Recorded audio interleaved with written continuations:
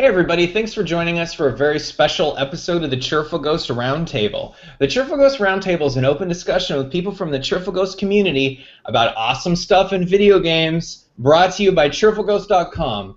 Remember everybody, cheerfulghost.com. Go there for anything to do with Star Wars, except there are other sites that talk more about Star Wars, which is probably good because, you know, I'll admit, like, and this is weird, I don't know if you guys felt this way, but did you feel this way, like, Force Awakens, like kind of being like maybe after I'm waiting for it to happen, so maybe I don't hear people talk about Star Wars so much. I don't know. Were you getting a little bit of Star Wars fatigue? Because I got a little bit before I saw the movie, just like a twinge of it.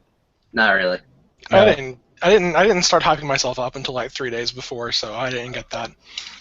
Well, it also helped that I was afraid of spoilers, so for like 3 days before I saw the movie, I just completely did not get online for anything. Yep, I was basically off Twitter and Facebook for about 3 days before I saw the movie too. I did not want spoilers at all. So let's start off the episode like we do with all the other Cheerful Ghost Roundtables, where we talk a little bit about what we've been playing and what we're drinking. Let's start with Travis. Travis, what have you been playing in gaming, and what are you drinking? I have been playing Fallout 4, a ton of Fallout 4. I love this game. I'm glad that we're going to have an episode soon, at least we talked about last time, where we just have, just talk about Fallout 4, because I have way more to say about that than the introduction of the show here. Last Christmas special roundtable, you may remember Tim had some eggnog and had a very bad experience with it, so... It was an awesome experience for us. It was. I had initially thought I wasn't going to let Tim suffer on his own, but I'm really loving this stuff. Black eggnog is really, really good. Speaking of you, Tim, what are you playing? What are you drinking? What have you been playing? Really, I've just been playing through Final Fantasy Tactics again. I haven't really been playing a whole lot, just in general, just because with the holidays and everything, I've been very, very busy. But a buddy of mine has started playing through the game all on his own, so I've been kind of going through the game. We've been talking about it together and stuff, so that's been cool. And then even though I kind of swore off of it last year, everybody requested that I bring back eggnog this year, and I opted not to buy the cheapest eggnog mixer I could find, so I'm hoping this will not be as bad. You swore off drinking forever. That's good. It's good. Oh, no, not drinking, just eggnog. And this is significantly better than what I had last time. Last time burned so bad, it was so horrible. No, this is actually not bad. Great. This could be dangerous. Script, what you been playing? What you drinking? I have been playing Destiny, Taken King, since it came out. I wasn't going to play it. In fact, I'd swore off Destiny, but a friend of mine gifted it to me for my birthday, the Taken King expansion, and I curse him daily because now I got to play it. It's all right. It's not bad. But I've also been playing Civ 5, and I don't know if you guys have ever heard or played the Endless games, Dungeon of the Endless, Endless Space. I've heard of them. Haven't played. I've heard of Endless Legend. Is that one of them? Yeah, that's one of them. Really cool games. I've been into the 4X genre lately. I don't know why. As far as what I'm drinking, I've got, aside from, I think I've got 3 bottles of water here because I'm not feeling very well. So if I make disgusting noises, I apologize. But I've got Krabby's Raspberry Alcoholic Ginger Beer. Ooh, that sounds good. Yeah, that really does sound good. I hope it is. This is an inaugural bottle, so we'll see. It looks good, though. That's awesome. Yeah, so what I'm drinking is a Session Fest. I've got a few more over in the background, as you can see. Hopefully I'll take those down as the episode continues. Not bad, not bad. I just wanted to welcome one of our viewers. According to a message I got, they're watching us on their television, so their living room just got a whole lot uglier. So, hey, what's up? And the games that I've been playing a little bit of Fallout 4, but Not a whole lot, actually. What I did was I recently finished Legacy of the Void, and you can see my review on Cheerful Ghost for that. That was a really great ending to StarCraft 2. I'm really looking forward to the next sort of missions that Blizzard's going to come out with. And so I started playing Fallout 4 after that, because I kind of was a few hours through that game, and I wasn't, it's a good, I love it, and I really want to play it, but it's just not something that I was interested in playing right now. But recently I got, and I'm going to review this on Cheerful Ghost, it is a GPD XD handheld. Which is, hey, look at that. It's going on forever. That's pretty awesome.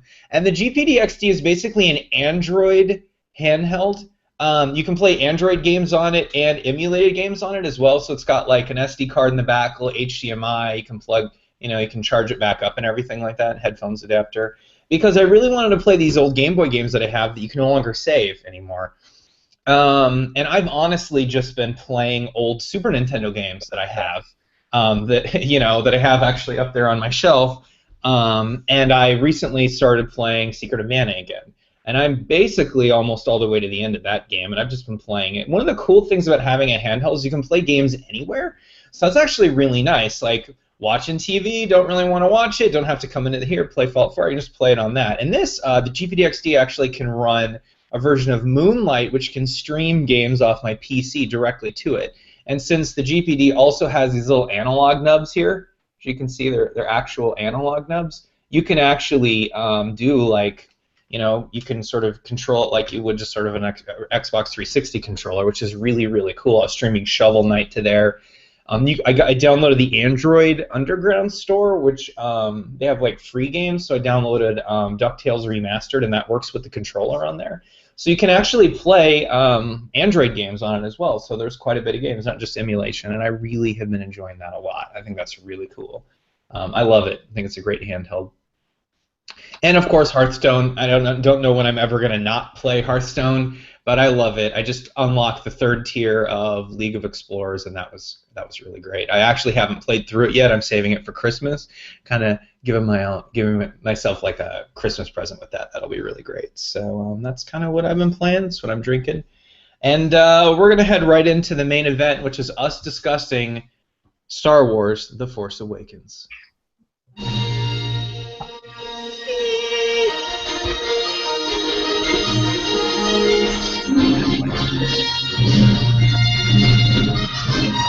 Okay, that's about enough of that. What we're going to do is we're going to break up the show into 2 parts. We're going to start off with the spoiler-free section. We're just going to talk about the movie without any spoilers, and then we're going to do the second part where we're going to basically talk about everything, including the color of General Hux's hat, which is a pretty big spoiler, so we're going to save that till the second half.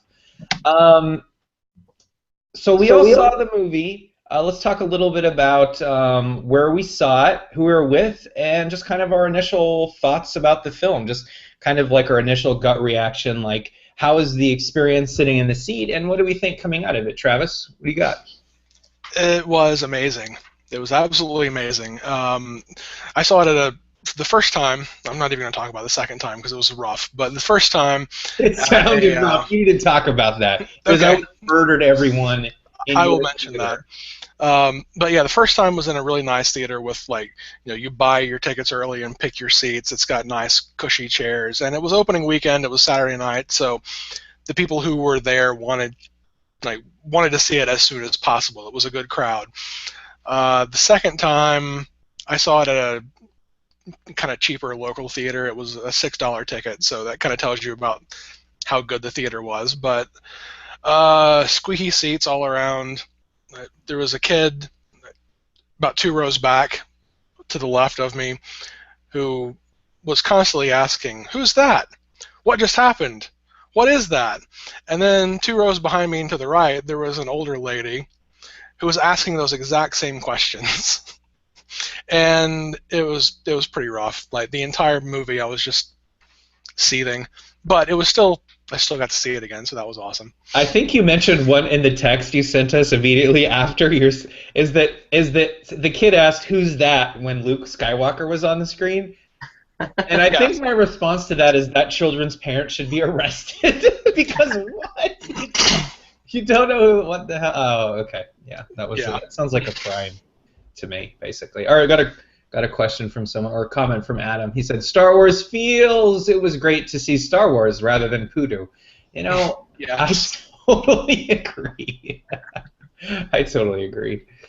So you liked it. That's I loved good. it. I loved it. One of the best. Yeah, it was a lot of fun. I don't really have a whole lot of complaints about it. It was way better than anything in the prequels. It actually felt like a Star Wars movie, which was huge. I don't know if you guys knew this, but like a couple weeks ago, I hosted a Star Wars marathon at my house, and we watched it in the machete order, where you watch New Hope, Empire Strikes Back, and then you go and you watch Attack of the Clones, Revenge of the Sith, and then you close out with Return of the Jedi, basically treating the prequel films like an extended flashback. Wait, hold on, 1 second. You missed the Phantom Menace in there. There's no Phantom. There was no missing the Phantom Menace. We went ahead and left that out. Well, hold on a sec, though. You missed... Okay, so just want to recap some things you missed, then. So you missed the pod race. You missed Jar Jar Binks stepping and Icky Poo. You missed an animal... I actually like the pod racing scene, so that... I think the pod racing is actually one of the better parts of the movie, actually. Yeah, the pod racing scene, and then the Duel of Fates scene, where it's Darth Maul versus Qui-Gon and Obi. Those are actually great scenes, and an otherwise horrible movie. Listen. There's always a bigger fish. Come on, that's all I have to say. But also, my marathon, even cutting it out, was still over 12 hours long. So, for the sake of everyone, we opted to cut that out. But when we made the transition from Empire to Attack of the Clones, it was horrible. Like, it was a horrible transition. They don't look like they belong in the same series. They don't feel the same. The dialogue isn't written the same. It was harsh. Especially that second movie. The transition going from Revenge of the Sith to Return of the Jedi was actually a lot better. And that I'll talk more about that later. I may even do like a special post about it. But I actually, if anybody wants to marathon it, I highly recommend doing it in the machete order. It was actually really cool. But the new movie it feels just like it belongs with the originals. And it's not just that the original cast was coming in. It's just the way it was filmed. You can tell that they were actually on location. There was a lot of practical effects, which really, really just looked fantastic on the screen. So yeah, I had so much fun in this movie. That's awesome. And to everyone who came in a little bit late, it's okay. I personally forgive you. John, what'd you think of the movie? I enjoyed it a lot. I really liked it a lot. I saw it on the 21st, so it was the Monday after opening weekend, and I went as early as I could in the morning, so I got a matinee. And I sound like I did similar to Travis. I pre-ordered like 2 weeks in advance, so I knew I was going to see it late. And the theater was relatively empty. Like, it wasn't as full as I thought it was going to be. Very nice reclining seats, big comfortable chairs, and gorgeous. But I was really overwhelmed. I was a little excited going in, and my heart was racing like the entire time. So I had to go and see it again when I was maybe in a little bit more calm frame of mind. So I saw it again yesterday or day before. I can't remember, but yeah, solid, good. And there were kids both times I was there. The first time, there was a kid similar to Travis's experience, where it was just constantly asking his parents, or commenting about what was on the screen, and they were shushing him the entire time. It wasn't extremely annoying because I was so enraptured with what was going on the screen, but yeah, phenomenal movie, just overwhelming. And since then, I watched I found them on YouTube, I guess, the de-cheesed, or you guys were talking about them, the de-cheesed versions of the first three. And there's one that's up there. I can't. It's weird that it's up there, but it's like 3.5 hours long. It's called Star Wars Intergalactic, The Fall of the Intergalactic Trade Federation, or something like that. And it's actually all 3 movies sewn together, pulling out kind of the crap parts and focusing on the trade deals. So I saw way too much of the prequels in the past 3 days, but I will admit, though, that I gained a smidgen of an appreciation for them, just a tiny, tiny bit. I still hate him, but I appreciate the what he was trying to do. It sucks the way he did it, but I appreciate what he was trying to do. How is it that we watched a new Star Wars movie and then immediately Travis and John go back to the prequels? I don't quite understand that. I love you guys. It's like we get one of the coolest new Star Wars movies, and you guys are like, back to Jar Jar Binks, y'all. It's like, well, like the 2 days before we rewatched the original trilogy, we didn't want to do any of the prequels beforehand because we didn't want to get pissed off at Star Wars before we went into the new movie. But afterwards, we decided to go back and rewatch them after we had a good Star Wars high going. And those de-cheesed versions, honestly, the Phantom Menace is cut like 45 minutes of it is cut, and it is so much better that way. Like all of them there's so much, like all the like really stupid dialogue that Padme and Anakin have is cut. It's so great. Yeah. Yeah, I don't know. So we heckled Hayden Christensen and Nicole, or whatever her name, Natalie Portman's dialogue a lot during the marathon. There's a lot there to kind of. So we got a few comments in from some folks. So Greg said, there were only a few people when I saw it. I took my son. Unfortunately, the 3D was awful, but unlike some of my friends that showed up, me and Vinny stayed and watched it. There are people that walked out of this movie? Oh my gosh, those aren't friends. Yeah, the 3D had to have been really bad. I know. There's a lot of the new movie that's much like the original. Story is similar, and the droid has something secret hidden on it. Yep, absolutely true. Yeah, we'll touch on the plot in a little bit. We're still in the spoiler-free section here. Yeah, so I pre-ordered my tickets basically the week after they went on sale for pre-ordering. So about I don't know, 2 months ago-ish or something like that. And I've had my tickets for a while. We went to a night before the official sort of launch date showing. We went at 7:30 because the 7:30 showing because the 7 o'clock showing was for 3D, and we really wanted to see it in 2D. I invited basically every one of my friends who had come with me, so I think we had 12 people there. We basically took up an entire row of the theater, and so I arrived a few hours early because I really wanted to get good seats.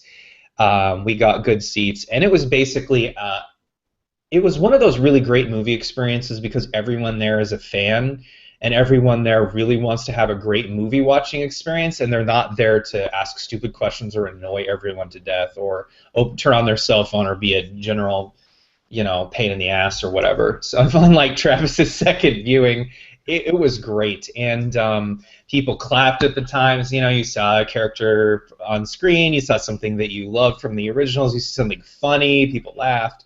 It's one of those really special kinds of movie experiences you don't get a lot because, again, it's fans, and since we went to see it in the sort of a local theater around here, it wasn't like the most hardcore Star Wars fans, although these people love the franchise. It's not they're not part of the 501st, you know what I mean? They're not, they weren't dressing up as like, some people were in like a Chewbacca onesie and stuff like that, but, it wasn't, they weren't dressing up like Vader or whatever. I imagine some theaters in downtown Portland were crazy. With people dressing up. There was a few people in costumes. I almost dressed up in my Jedi costume for it, but I was like, no, it's not opening night. Probably nobody's going to show up. There was actually quite a few people that had dressed up for it. I kind of wish I had joined them. Yeah. So so that was kind of the experience, and I went there, and it was so much fun. I don't want to talk too much about the spoilers yet because we're not there yet, but there's this one scene where people are escaping something, and it was just so fun, and that's where the smiles started. And I was on the edge of my seat. The movie is tense. It's got tension. It has really great character moments. The movie's advanced. It takes Star Wars in a direction that I didn't think it was going to go necessarily with some of the characters. We'll talk about that later. It sort of subverted some of my expectations about what I've been dreaming about for the last 30 years, what would happen after Jedi, and they changed some of that stuff. But it makes sense with where the characters are, actually. Like, yeah, it would turn out that way, probably. But I really had a great time, and the new characters are great. Kylo Ren is just incredible. The performances are super. One of the things that I thought they'd maybe lean on a little bit too much was the old cast. I would say they don't. Actually, I think the new cast is incredible, and I think they do an amazing job. And I really liked it. I can't wait to see it again. It seems like a lot of people on the roundtable have seen it a second time, seem to have really enjoyed it. I really want to go see it again, and I want to own it. Like, I want the Blu-ray right now, actually. And one of the really cool things is when I'm going to be watching the Star Wars movies again, I'm going to add another movie to watch alongside of it. You know what I mean? It's not what Travis and sort of John are doing with this sort of like, well, let me see if the prequels are good, or let's watch a version of them that I like, or, you know what I mean? Let's experiment. It's like when you want to watch Star Wars, you don't typically go back and watch those movies. At least I don't. And now we've got a fourth one. So we've got a fourth Star Wars movie, guys. A fourth movie! Yeah! Okay, John, we know you love Phantom Menace. You can admit that. It's a safe place. Okay, so what he's referring to is in the past, I've stated on record that I think the Phantom Menace is the best of the prequels. I still stand by that.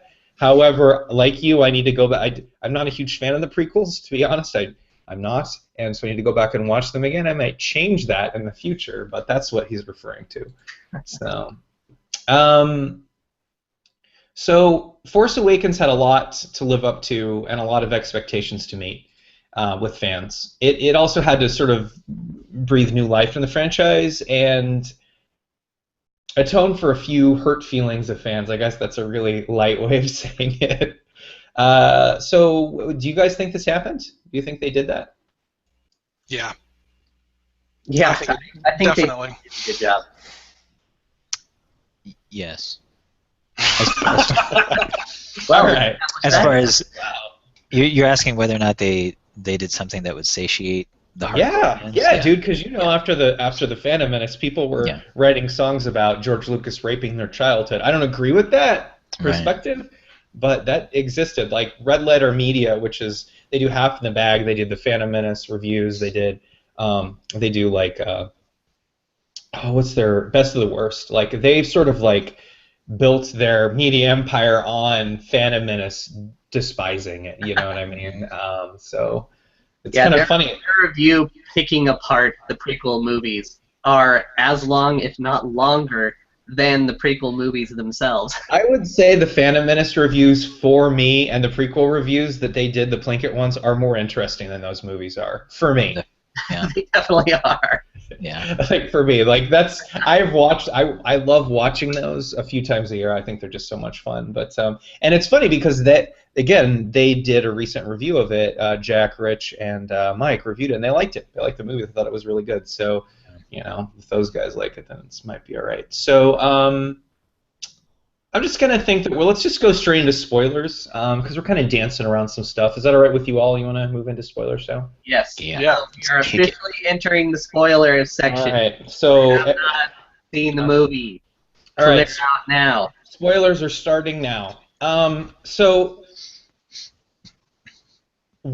Some people, I think that one sort of critique from The Force Awakens that I think is valid, actually, spoiler alert, I think this critique is valid, is that it leans too heavily on the past Star Wars films and this past Star Wars feels.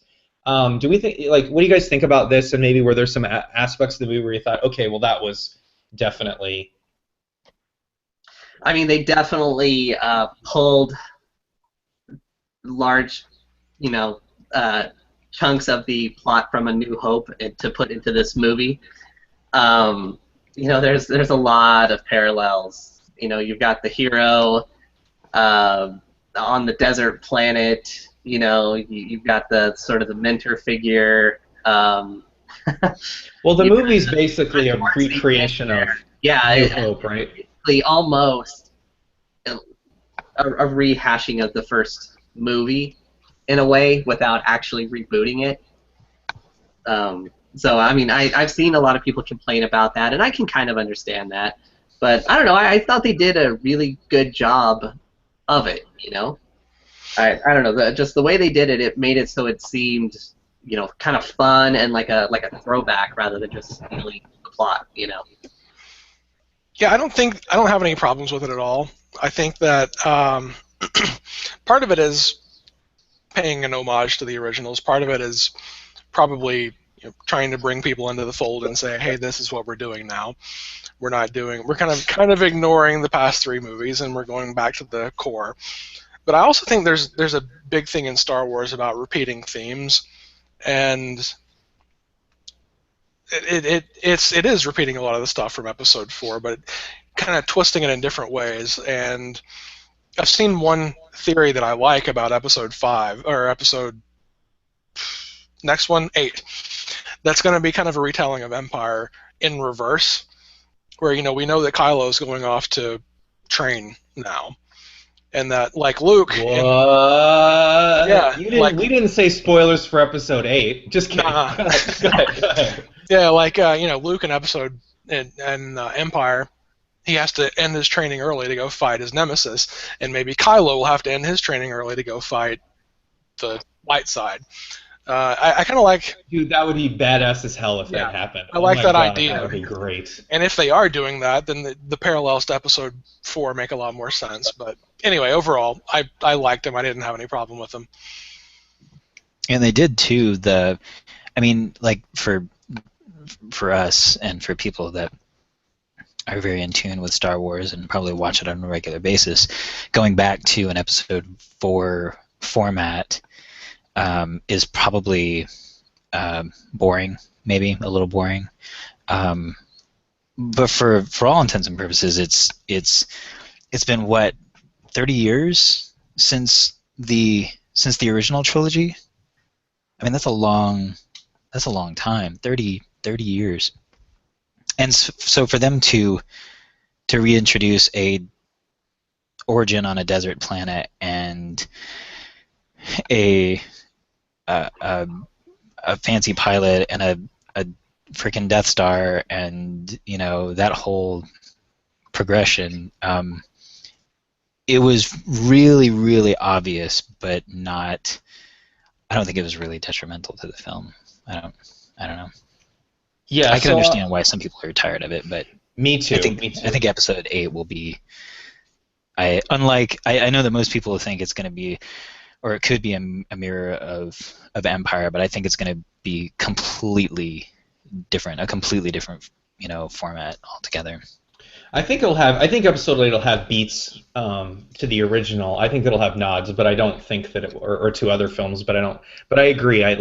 I think it will. I think that Rian Johnson might take us over there. But he's also got Disney and a lot of different things to do. But I think this is actually some of the most valid criticism of the film, because when I watched it, I definitely felt like, okay, yeah, this has got a lot of similarities there. But I loved every minute of it. And coming from other movies that don't do that, like the prequels, I'm kind of happy that this sort of did that. I don't mean to beat up on them. I think that there were Star Wars for a new generation of kids, and I think some kids love those movies, and that's what they think of Star Wars, and they love those, and I think that's fine.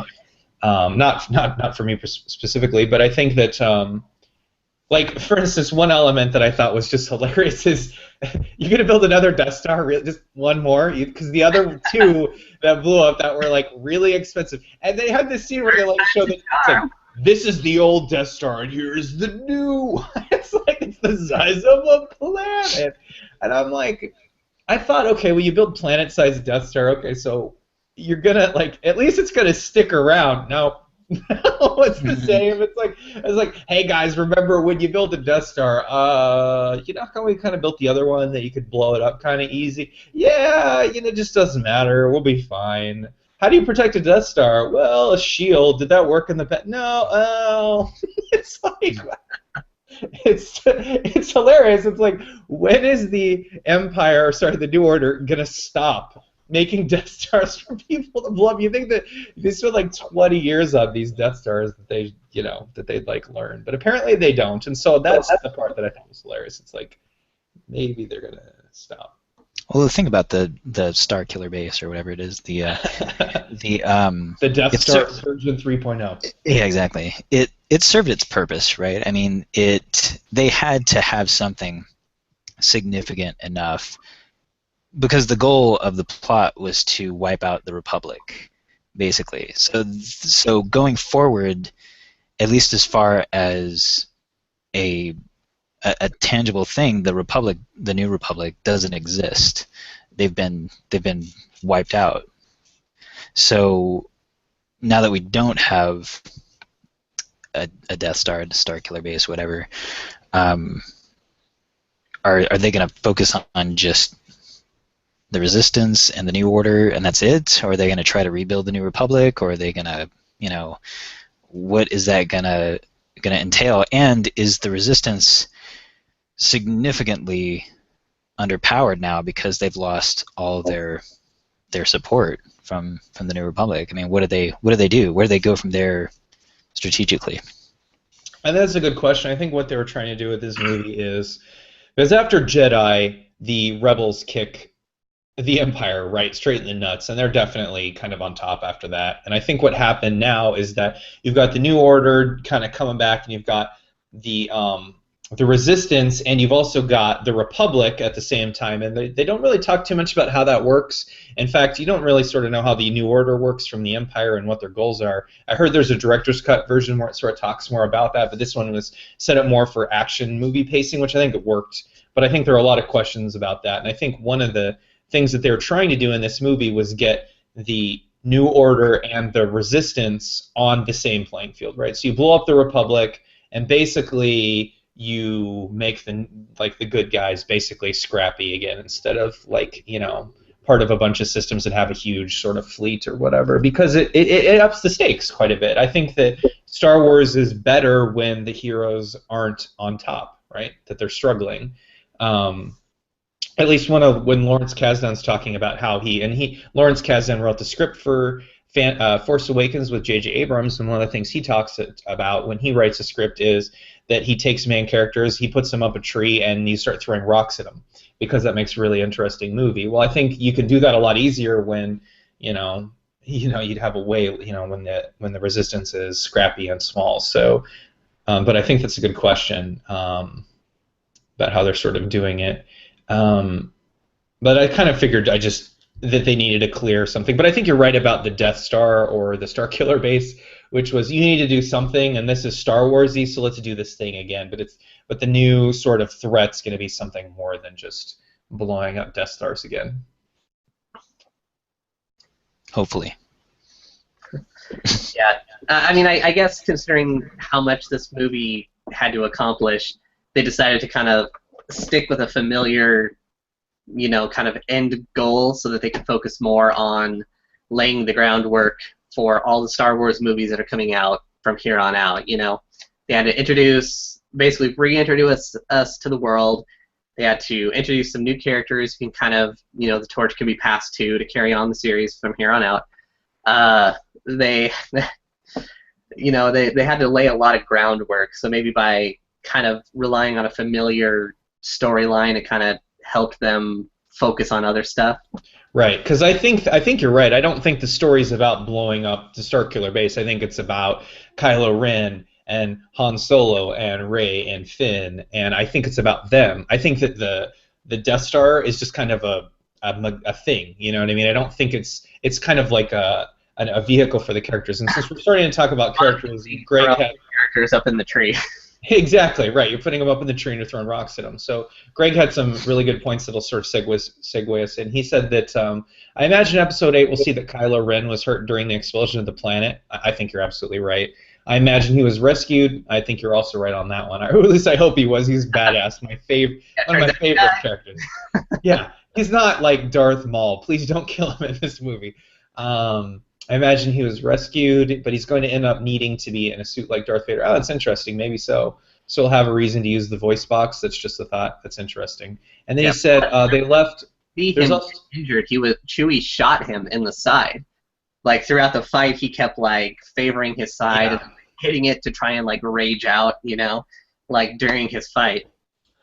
Yeah, totally. I think that that's true, Greg. I think that Kylo Ren's going to be a really big character in the upcoming movies, actually. But yeah, so I was talking to my friends over lunch today, and Adam brought up the point that he thought one of the challenging parts that he saw in the movie was that scene when Han Solo takes Chewie's bowcaster and starts shooting it, and then he's like, "Oh man, I've never used this before. This is incredible." And he's like, "Really? In the 50 years that you guys are together, you've never shot his bowcaster?" And I'm like, "Yeah." Bowcaster looks kind of silly. Like, I don't know if I'd be jumping at the chance to use that either, My point to him was that maybe his bowcaster cannot be used. It's like he doesn't want it Wookiee culturally appropriated or something like that. Well, I think the reason they did that was just so that you're focusing on exactly the damage that the bowcaster is doing, because it does a lot of damage. You see people flying when they get hit by it. So then later on in the movie, when Kylo Ren gets hit by it, you think, wow, he just took a massive hit, and he's still walking. Right, and so then you can believe that Rey and Kylo could go head-to-head and that she could survive. So I totally agree that that's exactly why they did it. Yeah. However... it is still kind of hard to believe that he'd never touched that thing. Yeah, we were talking about like how he's like, oh man, I love this thing. I got to get me one of these. And then Chewie's like, "Mrrr," and he's like, okay, fine. I'm not it's only for Wookiees or something like that. But yeah, I thought that was pretty cool. Yeah. My favorite. We can talk a little bit about our favorite parts in the movie. One of my favorite scenes in the movie, again, Kylo Ren. Oh my God, loved him so much. Was that scene when he's like, I don't remember what it was. I need to see the movie again. But someone comes in and tells like we didn't find her or something like that, or we lost something, and he just fucks the room up with his lightsaber. He just smashes it to death, and it's like glowing because he's like effed it up so bad, with his lightsaber. And he has rage issues. He really does. It's like Greg asked the question like why we think that Kylo Ren has the voice. I think Kylo Ren is, I think it's from the movie you get that he really admires his grandfather, Darth Vader, obviously, and really wants to be like him. At one scene, he's basically praying to Darth Vader, is like, let the evil flow through me, I'm too good. The light side. He's like the biggest young dark side hipster ever. It's like I don't feel the dark side like you felt it or whatever. It's so great. He's so great in that way too. And kind of on the topic of the voice box, something I noticed watching the film, and I'm eventually going to go see this again. And when I do, I want to try and pay attention to see if this is true. But it seemed to me that whenever he's wearing the mask, he's a lot more intimidating, not just in like he's a lot more confident, he's a lot more confident. Very much. He acts a lot more dominating. It seems to be more powerful when he's got the helmet on. And he's also a lot more badass, let's just be honest. Whenever he's talking and the mask is on, it's man. Whenever he takes it off, it's like he is noticeably weaker. Like he has to have the mask almost to like hide behind. Well, he's literally and metaphorically taking off the mask in a way. That is his persona, and he's breaking it when he takes off the mask. Totally, and when I thought the mask was coming off, I'm like, don't take off the mask, because this guy's so badass. When that mask comes off, the movie's gonna become like clown shoes. But honestly, I loved his character when the mask came off too, because it was such a different character in that scene where he's like doing the Force powers on Rey. And by the way, Kylo Ren, I don't know, man. He seems like crazy, like torturing people worse than Vader. But we never saw those scenes when Vader was torturing people, so we just sort of don't really know what happened there. But how freaking cool was it when he like froze the blaster bolt in midair? Yeah. Pretty much one of the coolest scenes in a Star Wars movie, I think. A lot of people that I watched were saying that they felt like this Kylo Ren, the character of Kylo Ren, was the Anakin that we should have gotten in the prequels.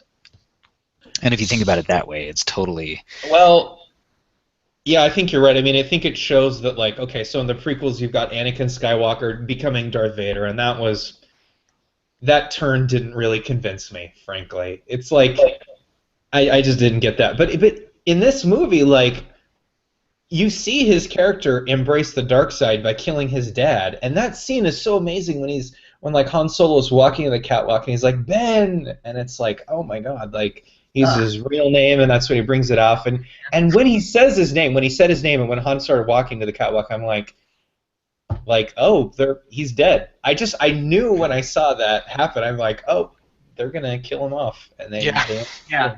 And by the way, what's with the Empire and then now the First Order? They don't put guardrails or handrails on any of their like. Listen, when you're building a Death Star that's really big, and you got to do it fast, because they only had 30 years. That's not very long. You skimp a little bit. You skimp on the guardrails. And plus, you gotta weed out the like body and the First Order or the Empire.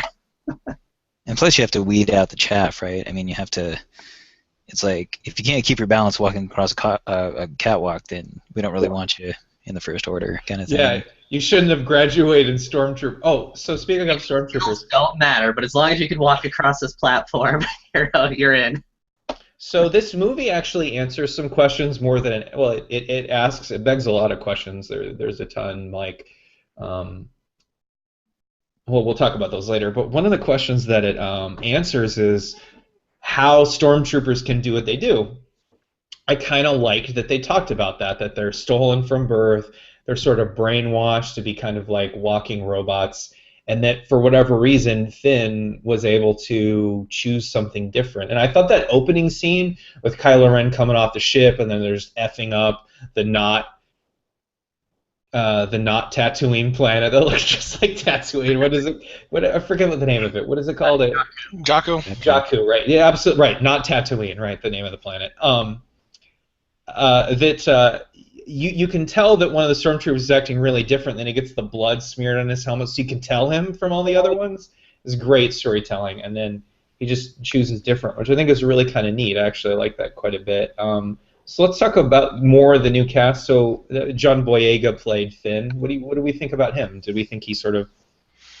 Finn was great. I think his... a lot of people are saying they relied too much on Finn's humor in the movie. I didn't think so. I thought it was great. Like we could use the Force.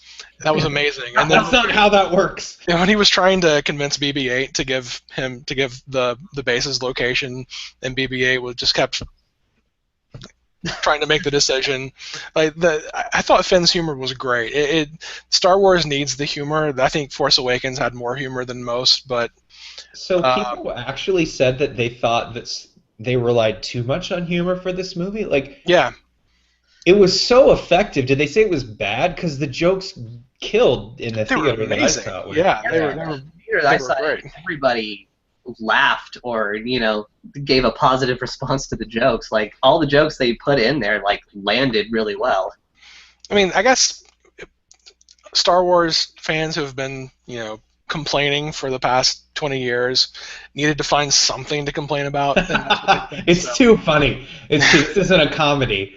But I mean, I remember the original Star Wars. Someone got this walking carpet out of my way. You know what I mean? I mean, it's funny. It contains those moments. Like this movie has more of them, but damn, were they great. But yeah, Finn's character was great. I think that his him trying to take care of Rey at the beginning was hilarious. And then she basically smacks him down. And oh my God, that scene when she's like getting attacked, and then she starts kicking their ass, and he's like gonna come over, and then he doesn't, and then she starts running after him, and then he runs away. Oh my God, yeah, that was great. And it totally is just so switcheroo because you think, oh, he's gonna go save her, and then he ends up running away from her, which I thought was Yeah, no, I really liked Finn, and he had such good chemistry with like everyone in the movie, like not just the new cast, but also with like Han and Chewie.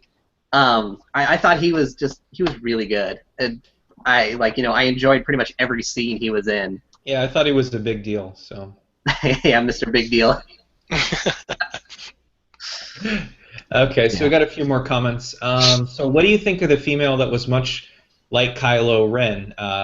Who is she? Why did she and Kylo have voice boxes? I think he's talking about Captain Phasma. Captain Phasma. Yeah, so Captain Phasma seemed to be that she was in charge of the stormtroopers. She was kind of like Finn's boss. To be honest, I think that like a lot of people were kind of surprised that she wasn't in the movie more. I thought she was going to be kind of a main character. She wasn't. She was kind of in the beginning, and then she dropped the shields on the Death Star, which I was like, oh, okay, yeah, I guess that would happen, but yeah.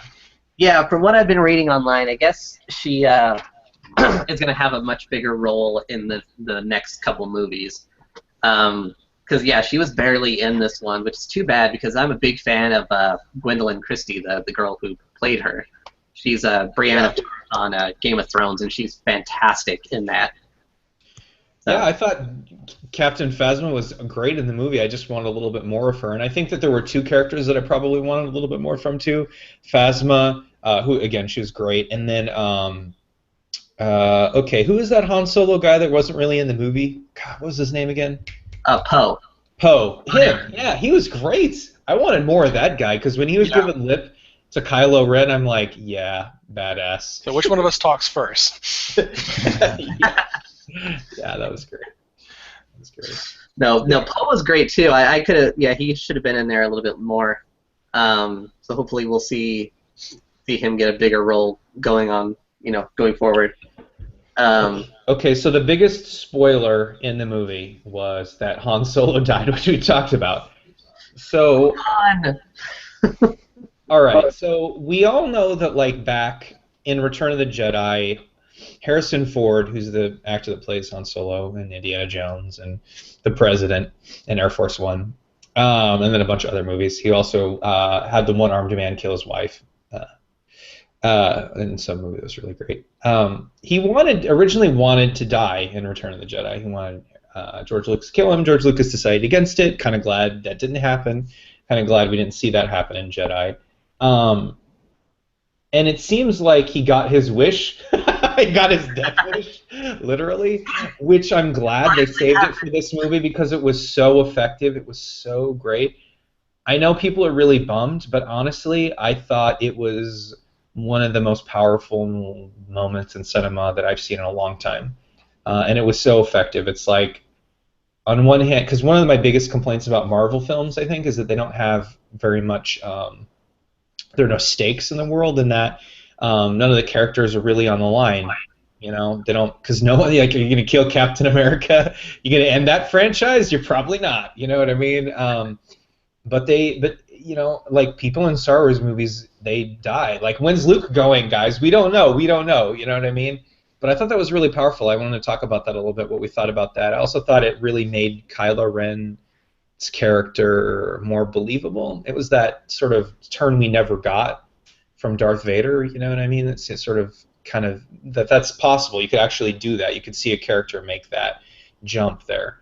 But Han Solo's dead. I mean, what do we think about that? Should he be in the movies anymore? Maybe he shouldn't. Only if they're doing like a flashback, like if they decide to show more of like what happened to Ben before he turned or something like that. I mean, I really don't think they will. I imagine at this point they probably want to stay out of prequel territory. So we probably won't see Han anymore, And I'm fine with that. He went out really well. A very noble reason to go out, trying to save your son's soul, basically, trying to get him to stop being an evil ass. But yeah, I thought it was great. I mean, I didn't think it was great that he died, but if you have to go out, that's a good way to do it. Yeah, I think one of the moments in the movie that I really liked is when Kylo Ren was talking about, oh yeah, Han Solo is a father, not a really great one. I think that was like the implication there. And I think that was a really interesting moment because I'm like, yeah, I guess he wouldn't be the world's greatest dad in a way. He'd be, he'd be kind of a pain in the ass in the way he's a pain in the ass to like everyone or whatever. Yeah, I know. That's hilarious. Yeah. But no, I thought it was good. Yeah. John, do you have anything about that one? I don't know. I mean, I'm not disappointed that he died. I get it. I kind of agree with some of the people that have been watching the reviews, that have been watching spoiler reviews, they mentioned how it maybe could have been a little stronger, the impact of his death. I mean, when Han goes onto the skywalk with his son, that's the first time that we see them meet in the movie. And so it's, I mean, he sees him from a distance at one point and he talks to Leia about it, but that's the first time that they actually meet, and so you don't really get a sense of is there friction? I mean, there's obviously friction between them, but where that stands and where Han sits as far as his affection for his son. When he talks to Leia, Leia's compelled to, he's trying to compel Han. She's trying to compel Han to bring him back. She wants him back, and Han, I think, is thinking, that's probably not going to happen. So I think Han was ready. I think he was prepared either way. I mean, he seemed to give his best. But there's another crazy theory out there that I don't agree with, but it's interesting to think about.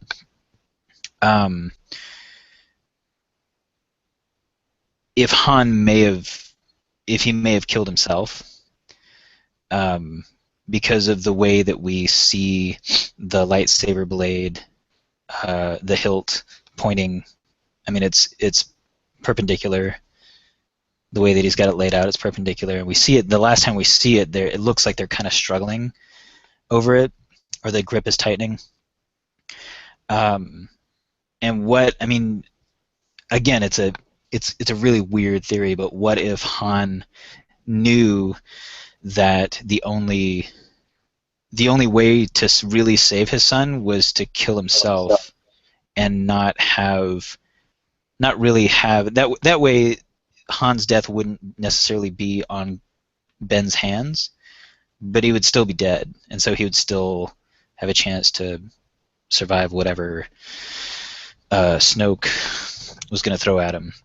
It's something interesting to think about, but I don't at all really think that that's what happened. I don't know. But just the dialogue that goes on, the way that Kylo thanks Han. I read something online kind of similar. They were calling it the Snape theory because it was kind of similar to what happened with Snape in the Harry Potter, where Snape, spoilers for Harry Potter.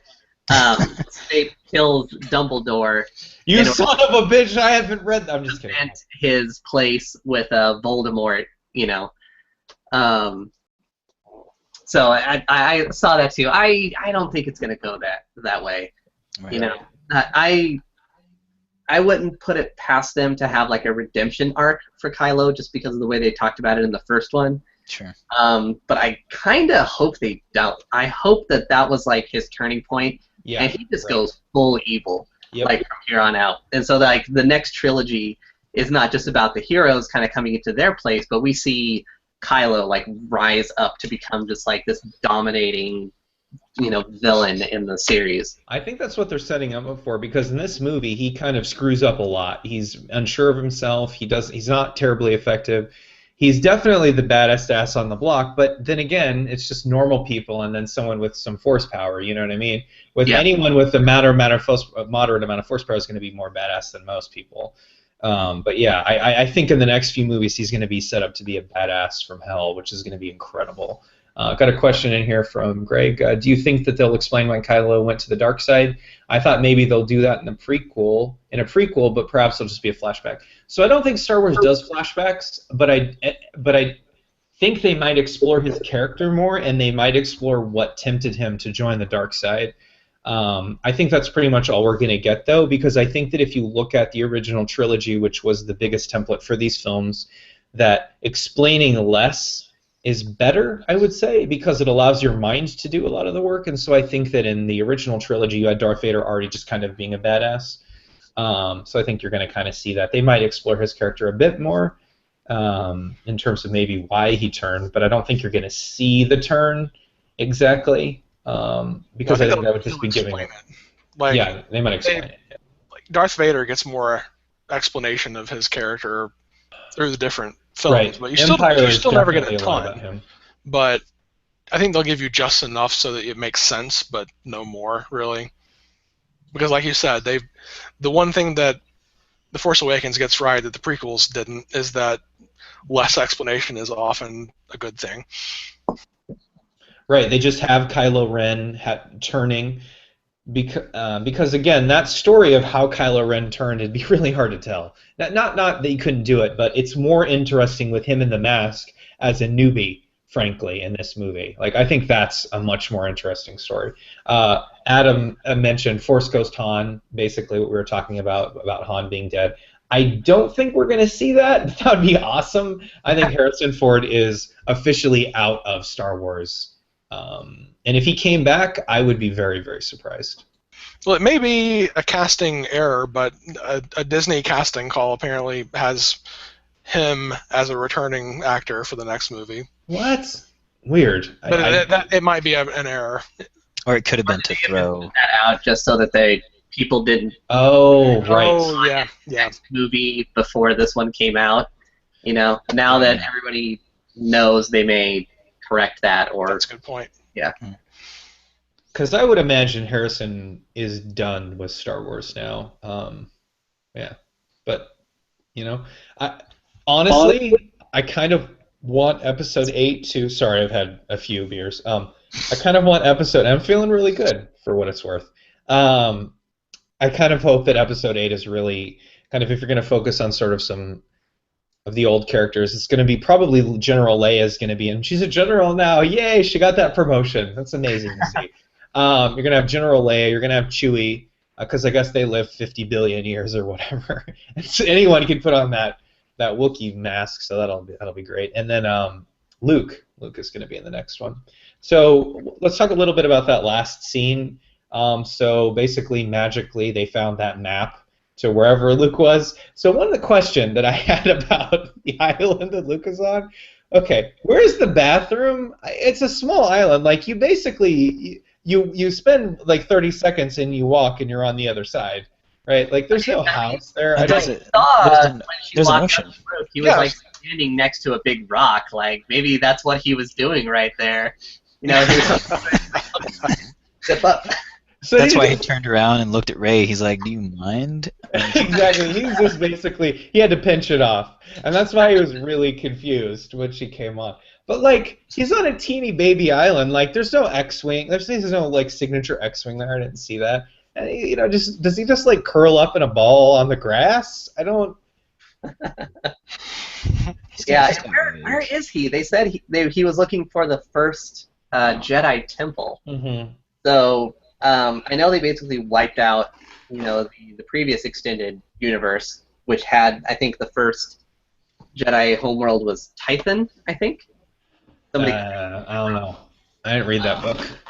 So I don't know. I was wondering if that's where he is, or if they're going to just introduce some new place. Also, on the note of the island and a giant ocean, when Kylo is trying to read Rey's mind, he mentions that he sees that when she's alone, she pictures herself like on an island in the middle of an ocean. Now, is that coincidence? Dude, I totally didn't even recognize. Yeah, I need to watch this movie more yesterday. times. Yeah. Is that alluding that there's some kind of a connection? I've seen a lot of people online saying that they think Rey is secretly Luke's daughter. Or someone else's daughter, not just Luke. It could be Luke or somebody or Obi-Wan. A lot of people seem to think it's Obi-Wan. I'm in the Obi-Wan camp. So what camp are we in? How many people for Luke? I hope it's not Luke, just because I would really like to see kind of the franchise branch out from just the Skywalker family. I mean, the Skywalkers are going to be central figures, in the films probably for a very long time. But Skywalker Solo. Yeah, but it's got to, at some point it has to kind of branch out. So I would like to see, her not be directly related to Luke. That may still happen, and it's not exactly going to be like a deal breaker. I'm not going to rage against the next movie if that's, Luke's daughter. But I don't know. I hope that doesn't happen. I'm going to say thanks to Adam. I don't know what movie you were referencing earlier, but that was hilarious. Yeah, exactly. I'm like, what dog movie are you even talking about? I didn't even he's like, had this weird quote, and I'm like, I don't know what the fuck you're even talking about. That's awesome. And yes, this picture is of Mr. Belding, and I am drinking more, so that's happening. So, Yeah, the other theory was that it could be that Rey is Obi-Wan's granddaughter. Apparently, he gets some hanky-panky in the Clone Wars series. I haven't watched it, and that's which, thank God for that, because the prequels sort of make it out to be that they're supposed to be like intergalactic monks, and that is just silly. I'm sorry, Lucas. I'm sorry. I just don't agree that having a relationship leads you to the dark side. I just don't agree. I do not agree with that. Greg asks, why did Luke go into hiding? Yeah, if that's the case, it's no wonder all these Jedi kept falling to the dark side, man. Exactly. They went to the dark side because they can't have a relationship. So Greg asked, why did the Jedi go into hiding? Or Luke, I think in the beginning on the title crawl they explain it, which was because Luke went into hiding because he was training people and they were becoming dark Jedi. So he's like, screw this, I'm just going to go into hiding. And then basically, I believe the First Order wants to kill him because he's the last good Jedi, because I guess there's just one left. So... yeah, I think Han may have said that he felt responsible for everything, so he left. Sure. And I realized that Yoda did the same thing. I'm not sure if he went into hiding for safety or if he went into hiding because he failed. It seemed like at the end of Episode 3 that he was ashamed for failing, so he was going into exile. No, I'm sorry. What actually happened at the end of Episode 3 is they needed to get him on the planet because that's what happened in Empire Strikes Back. So unceremoniously, they all had to go do the things that they needed to do for the next one to work. Well, I mean, the Empire was trying to murder everyone who was a Jedi, so it would make sense to go into hiding for a little while, you know? Yeah. Sure, they kind of explain that away a little bit, but it's like... Oh god, don't even get me started on Yoda in the prequels versus Yoda in Empire. I'll be talking about this for 50 hours. I don't know what to talk. Because I'll just say that. Okay, I guess I will go on there. Have a few. I'm sorry, George Lucas. I love you. Yoda in the prequels. Okay, is that guy like? I thought Yoda was supposed to be smart. In the prequels, he is confused. He doesn't even understand basic stuff. You basically could put, I am a dark Sith Lord on Emperor Palpatine's forehead, which you do at a few times, and Yoda still doesn't get it. I don't know. I just... Ugh. The dark side has clouded their judgment. I think there's something to be said for the total incompetence of the Jedi from pretty much from day one. I mean, they're not very effective. So in Episode 4, they seem to be really effective and smart. In the prequels, they seem really, really dumb. I just not even like take the Force out of it. Just kind of like reason here a little bit. Just kind of think about people and what they're saying and doing a little bit. I don't know. Not to mention they cast Samuel L. Jackson as one of the Jedis, and then he barely got to kick any ass. I mean, yeah, right, exactly. He had a purple lightsaber, which was amazing, and he just went out like, I don't know. He got to say, "This party's over." So there's at least that.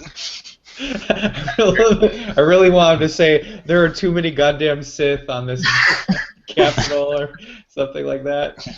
I think it's one of the reasons why I like the intensity of the Force that's being used in this new movie. The fact that Kylo is completely chaotic and unhinged, and his powers reflect that, his lightsaber reflects that, and the way that Rey comes into her, abilities, her calling or whatever.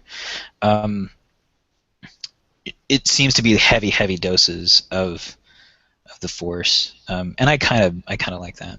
I like something I wanted from before ever seeing any of the prequels. Something that I wanted from the prequels was to show more of what the Force can do besides electricity and push things out of the way, or mind reading, or mind altering. But I think agree. It seems like her turn was more natural and her calming down and just kind of, It was really cool. It was a cool moment in the movie. Well, let's talk about that too, because everybody has, not everybody, but there's a lot of people that have beef with how strong Rey is at the end of the movie. She is strong. How she can hold her own against Kylo Ren and essentially beat him. Yeah. What do you guys think about Well, that? I mean, Supreme Leader Smoke there, which sounds like something, they'd name a guy in North Korea.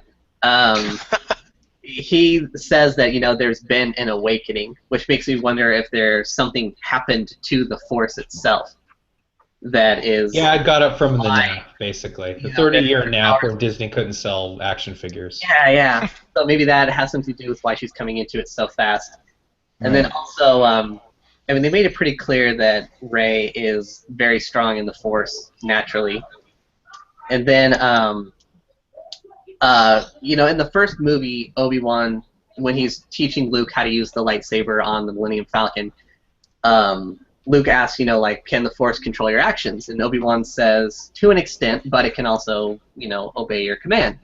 So I was wondering, maybe a little bit of how Rey was able to do so well is because she was basically, giving into the Force, and the Force is basically, guiding her, Right. Yeah, one thing that Yoda repeats is that Luke isn't powerful with the Force because he doesn't believe, but Rey kind of totally gives herself over to that. Yeah. And also, there's an extended universe, it's not canon anymore, but I guess in Legends now, Force artifacts can have significant power and can give people power, and the lightsaber may have given her some of that when she had those visions. Mm-hmm.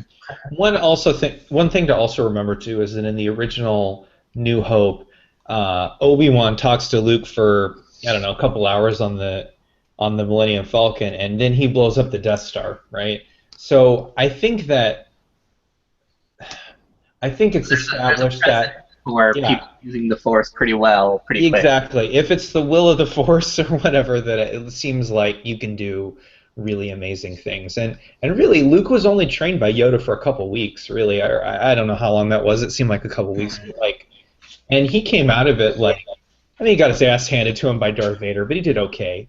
I think, it's Darth Vader, right? So what do you do? But yeah, I think that it was in a way that we hadn't seen before, but again, if you look at the originals, I think that you're going to see, she seemed less, she had less questions and less of a hang-ups than Luke did.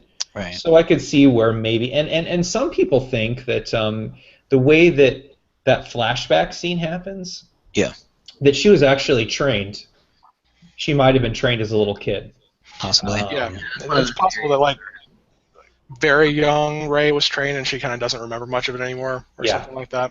I think that's entirely possible, because if Luke trained Obi-Wan's kid and dropped her off on the planet because he had to go into hiding because the New Order was going to kill them all, she could definitely. If you look at that movie too, she kicked ass on the planet with her bow staff and stuff like that. So I think that she had her little Donatello weapon. She was basically a Ninja Turtle. But she had some ability, so it's not like she just kind of came into the scene kind of derping around for the rest, the previous part of the film. So yeah, she clearly knew how to handle herself before, ever picking up a lightsaber.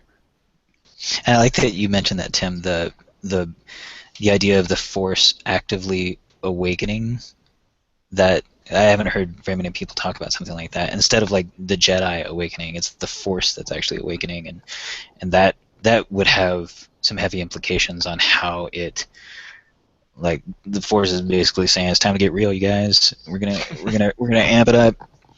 So is that what we think the Force Awakens means? Because I asked my friends and they sort of thought it meant that the Force awakened in Rey, but is it the Force awakening across the board, just in general, it's time to kick this up to 11, or was it for a particular character? Because when I came out of The Force Awakens, I was I don't really think I know exactly what that means exactly. It could easily be both, or either one or the other. I hadn't considered the Force awakening itself until now. I like that idea. Because it would maybe imply that in the second movie, there could be a lot more than just the one Jedi, Rey or Rey and Luke. That there'll actually be quite a few. I mean, there's if Snoke's doing his job, there should be a couple. Right.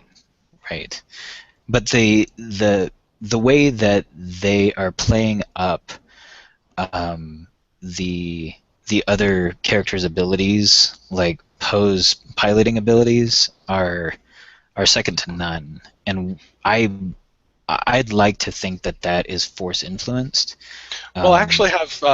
I've been reading some comics, and the Shattered Empire comics that take place right after Episode VI. You meet Poe Dameron's parents, and Luke gives them a tree that was growing in the Jedi Temple. So Poe grew up with a tree in his backyard that is super powerful with the Force. So I think that's probably going to be a thing. Interesting. Greg mentions that Finn had an awakening too, and R2D2 awakens too. I think those are actually really good points. Yeah, I was wondering. I hadn't really considered those. A point to say that Finn kind of broke away from his stormtrooper training without like any prior signs that he was going to defect or anything. I wondered if there was any significance to that it happened now. I actually started reading one of the other. I can't remember the name of the book. I think it's one of the preludes to the Force Awakens. It's 3 short stories about each of the main characters, or at least the main protagonists, Rey and Finn and Poe, and the stuff that they talk about with Finn is that it implies that he has an internal struggle early on, but he doesn't really know. He keeps it hidden. He kind of keeps it to himself. But Phasma is aware of it. Phasma is aware that this could potentially be a problem, and she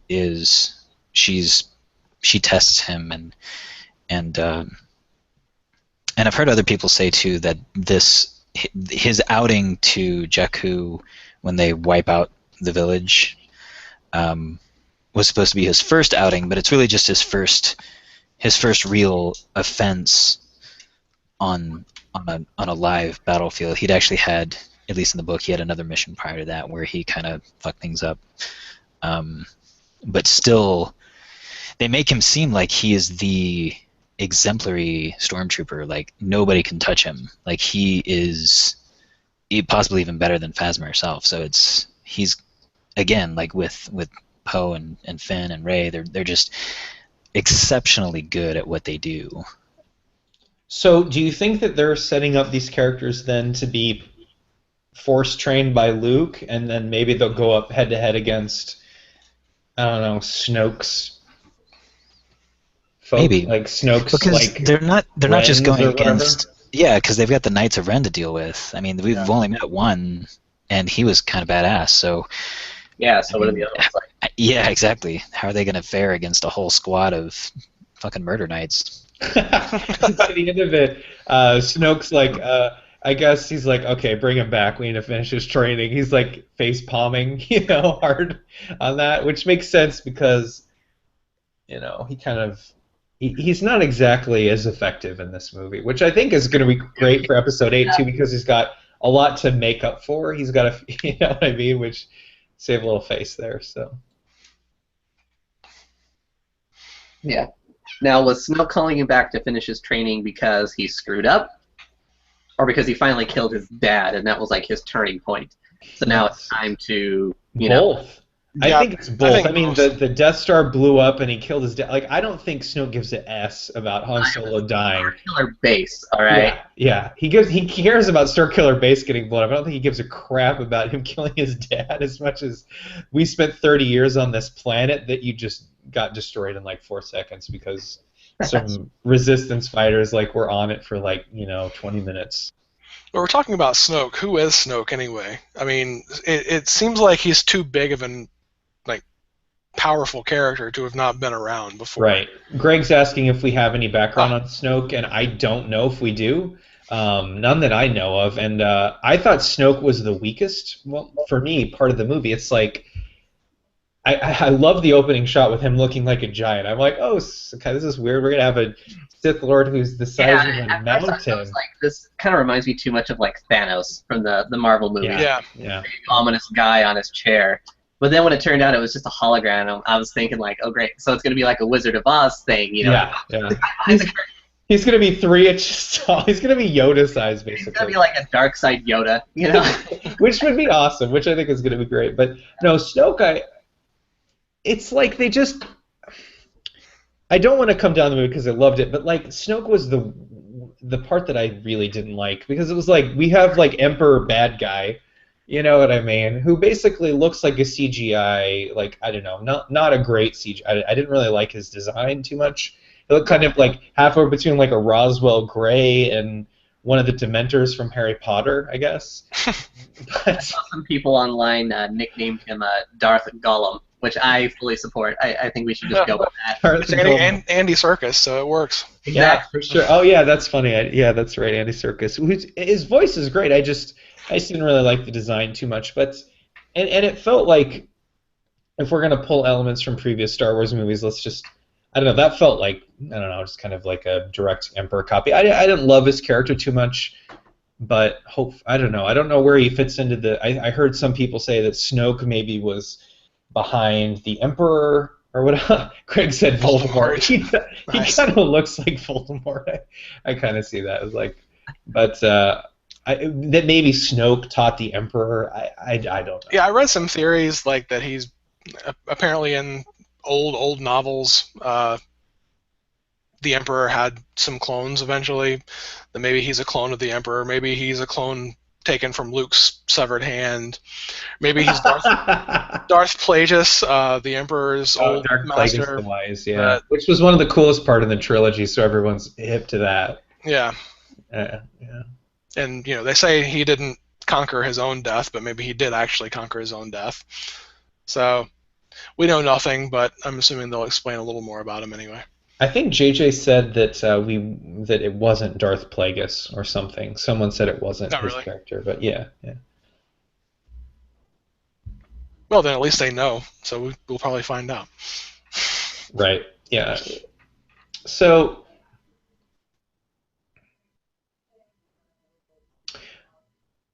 where do we think? So I think we all agree that The Force Awakens is an amazing movie that we really enjoyed watching. I wonder where we think it sort of lines up, if we're going to kind of list kind of our favorites. This is really hard for me to do, but maybe you guys have an idea of this, like where it fits in with your sort of favorite Star Wars movies.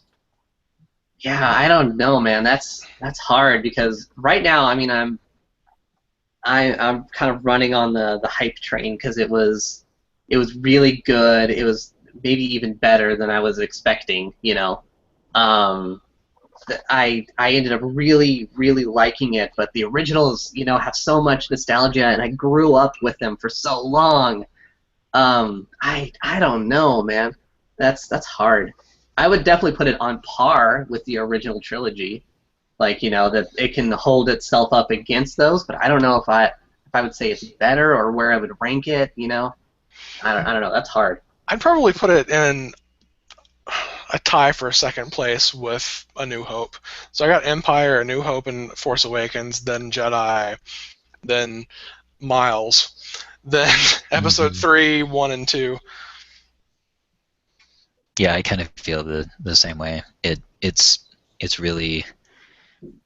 I mean, it seems blasphemous to say that it's better than any of the original trilogy, but I like it a lot.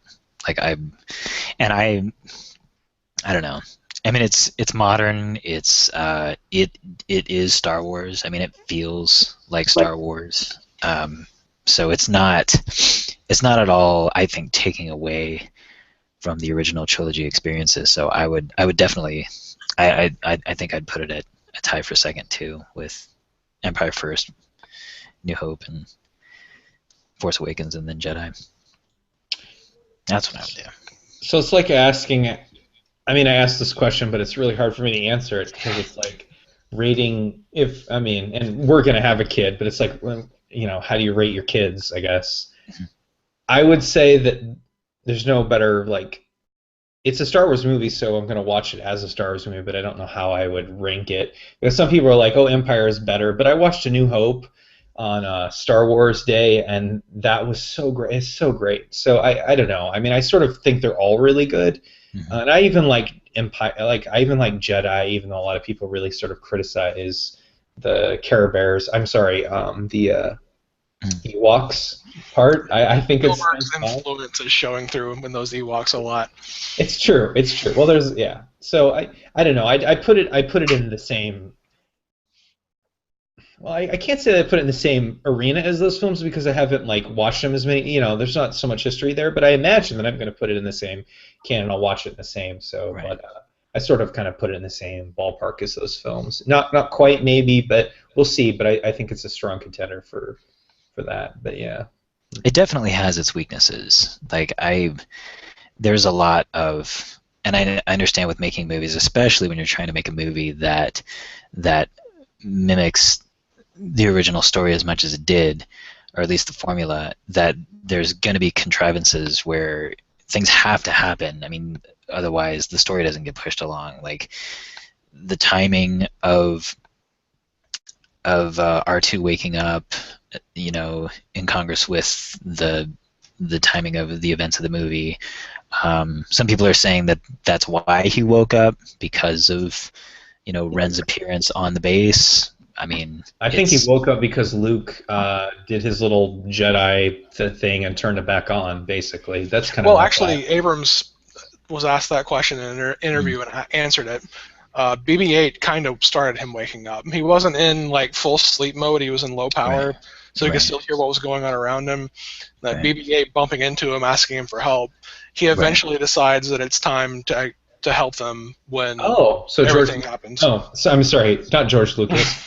JJS. That's cool. Okay. Yeah. Which is fine, I guess. He decided when to do it, but BB-8 kind of started him thinking about it. Well, I guess Luke would have told R2 what to do, right? Go into low power mode with the map until it's really bad. Or until the right person who's looking for him comes around. Right, which is your twin, basically. And so when an orange version of yourself that's cylindrical comes in and starts talking to you, give him the map to me. Well, and apparently, this, from what I understand, 3PO knows who BB-8 is. Apparently he was Poe's droid, right? So he's not unfamiliar with being around the Resistance crew. Oh, good point. So 3PO would know who he is. Somebody else brought that up, why it's interesting that apparently now is the first time that BB-8 is meeting R2. It's an interesting maybe plot hole. I was kind of disappointed that C-3PO didn't show up. They had that guy with the red arm that looked like him, but yeah, I didn't recognize that big gold guy with the red arm. That was hilarious. That was one of my favorite jokes in the movie. What? Now I have a red arm? Is that the joke? Yeah, he's like, he said, Mr. Solo. Han didn't recognize me because of my red arm. Like, oh, hey! Of course you'd have a red arm. It happens. You probably lost it to some, someone ate your arm and then you had to get a red one. It was that moment with Han and Leia, and they're like, oh, and then C-3PO comes in the middle and it screws it up as he always does, which is awesome. That's right. So does anybody have an opinion on what the deal was with Chewie when they come back to the base at the end and he just freaking walks right by Leia? Leia practically doesn't even acknowledge him. I mean, Han just died. Well, there could be some built-up animosity there. I mean, she did refer to him as a walking carpet. He hugged her earlier.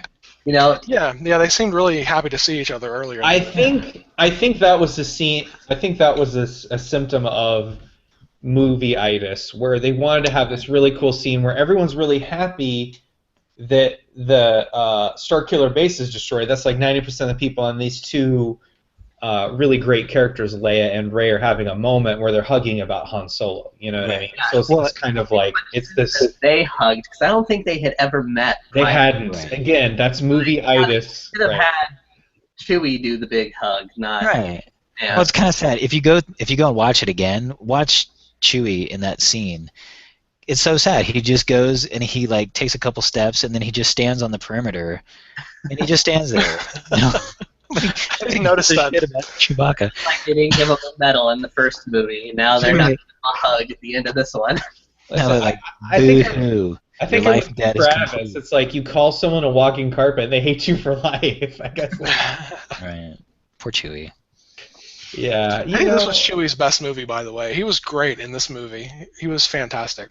Yeah. So Yeah. some. I think I was shooken up more by Chewie's reaction to Han dying than I was Leia's. Yeah, definitely.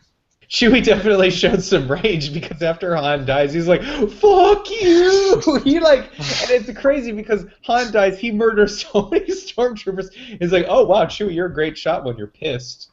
Yeah, blows up the base. I know. You should see. I hope there's a director's cut of the movie where he's just like slitting stormtrooper throats. And, oh man, it's crazy. You know, they talk about him pulling people's arms off, but you've never seen it. That would be. They should have like shown him like rip one off of a guy and then start beating other stormtroopers. That would be awesome. Might be a little past PG-13 for them, though. It'll be in the deleted scenes on the Yeah. Blu-ray. I hope so. The Just unrated an- version. Just 5 minutes of Chewie beating stormtroopers senseless with their own limbs. That would be- Watch it. Yep. I would still watch it. Yeah, that'd be great. Oh. So this there's one other thing I wanted to bring up with Phasma, and her people were, and I think you had mentioned it earlier, John, that her total compliance to just take the shields down with no coercion, really. I mean, she's held at blaster point, sure, but really, I mean, she's the top captain. You don't think she would have given her life to save Starkiller Base? No, I don't think any of the Bunny and the Empire would do that. Actually, I thought about this, but like, I really do. I don't think so. Like, unless you're a true believer, why would you die for the cause? You know what I mean? Like, she's obviously not. Maybe, I guess. Well, and that's kind of what I was thinking, is that maybe, and you don't see her much, and people have compared her to a Boba Fett character in this that's a movie. good comparison, I think, actually. Maybe, what if she had a tinge of being disenfranchised with the bickering between Hux and Rey, or not Rey, Kylo Ren. I mean, those are her superiors, her immediate superiors. On those are apparently the ones that she answers to. I mean, maybe she's just like, you know what? Yeah, go ahead. I'll take the shields down. I don't know what you think it'll accomplish, but I'll find my way out of the trash compactor. I don't know how she got out before the planet exploded. By the way. She got out on the same ship that Kylo Ren got out of. I'm sorry, what did you say, Tim? That I loved that line, by the way. All right, so what should we do with here? Is there a garbage chute for the trash compactor? Yeah, that's great. That's great. She got out on the same ship that Kylo Ren got out of. It's called the Plot Express. It basically saves characters that you want to not die. Right. They're too vital to the movie, so yeah. Such a great ship. Well, it's a great ship. It basically saves the people that are the most popular toys. It is. It's amazing. Oh, speaking of toys, Tim, your trip to the store when you saw the display of the toys that were conspicuously missing Rey Yes! and Captain Phasma. So, to be fair, now, when I originally posted that, I was calling out Disney, but I guess that particular set is a Target exclusive thing. So what the hell, Target? They released this set of figures, and they don't include any of the female characters. Like, not Rey, who's, like, arguably the main character here. Yeah. I don't think she's arguably the main character. I believe she is. Yeah, and I don't get that. That was dumb. That was a stupid move, Target. Yeah. Well, to be honest, when I went to the store to look at This is real. Okay, so when I went to the store to find Force Awakens toys, and by the way, they're almost all cleared out. The only ones I sure. can Oh, yeah, find over. that were left were I found a few Finn toys, and I found a few I couldn't even remember the other toys that I found, but there weren't a whole lot. There were just a few Finn toys, I think. But yeah, they were pretty much all cleared out in general. So. Yeah, Toys R Us was pretty much cleaned out when I went through there. There was not anything that was any of the main characters, pretty much. Yeah, not surprised. Yeah. Anyways, I actually have to go, gentlemen, but it has been a blast talking Star Wars with you guys. I will talk to you guys later if you're staying on for a while. No, I think we're actually good. I think White Boy Slim, where can people find more of you online? You can find me on Twitter at WhiteBoySlim or at cheerfulghost.com/WhiteBoySlim. Awesome. All right, script. John, where can people find more of you online? Just go to never online. I'm like the worst Gen Xer. I don't have any web presence. I'm on Twitter at Severity. I just started a Tumblr, which I've been sick, so I haven't really put anything up. But it's art stuff, and it's just my name, johningalls.tumblr.com. Go there. Go check that out. Travis? You can find me at cheerfulghost.com/Travis, and all my other shit's there, so that's good enough. Awesome. And you can find me at cheerfulghost.com/JDodson or Twitter at JDodson. And thanks for joining us for the Cheerful Ghost Roundtable. Usually we talk about video games, but this is a special episode where we talked about Star Wars The Force Awakens. Thanks for joining us, and check us out next time. Thanks. Bye, guys. Peace.